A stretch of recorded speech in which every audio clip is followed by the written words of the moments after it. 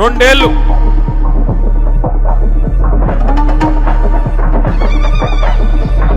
ఆయన అసమర్థతను కప్పిపుచ్చుకోవడానికి, ఆయన చేతగాంతనాన్ని, ఆయన ఫెయిల్యూర్స్ని, ఆయన హామీలు అమలు చేయలేని అసమర్థతను కప్పిపుచ్చుకోవడానికి పచ్చి అబద్ధాలకు ఎత్తుకున్నాడు.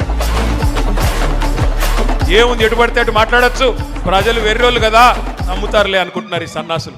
నేను ఒకటే గుర్తు చేస్తా ఉన్నా, ఎస్ కేసీఆర్ గారు అప్పు చేశారు. 73,000 కోట్ల రూపాయలు 70 లక్షల రైతుల ఖాతాల్లో 11 సార్లు రైతు బంధు రూపంలో వేసిన నాయకుడు కేసీఆర్. ఎస్ కేసీఆర్ గారు అప్పు చేశారు. అప్పు చేసి ఏం చేశాడు కేసీఆర్?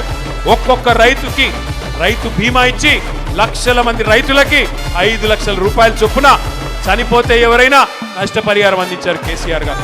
ఎస్ కేసీఆర్ గారు అప్పు చేశారు.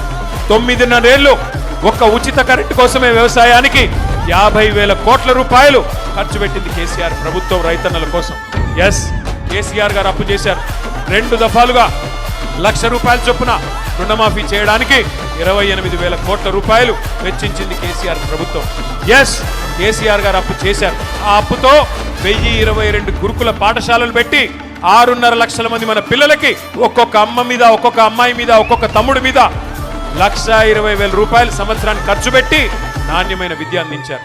5 మెడికల్ కాలేజీలు మాత్రమే ఉన్న తెలంగాణలో 32 మెడికల్ కాలేజీలు పెట్టిన ఘనత, 32 నర్సింగ్ కాలేజీలు పెట్టిన ఘనత మన నాయకుడు కేసీఆర్ గారు. కేసీఆర్ అప్పు చేసిన మాట వాస్తవం, కానీ కేసీఆర్ చేసిన అప్పు మన భవిష్యత్తు మీద పెట్టిన పెట్టుబడి, తెలంగాణ పిల్లల కోసం పెట్టిన పెట్టుబడి, తెలంగాణ రైతుల కోసం పెట్టిన పెట్టుబడి తప్ప కేసీఆర్ గారు మీలాగా దోచుకోలేదు.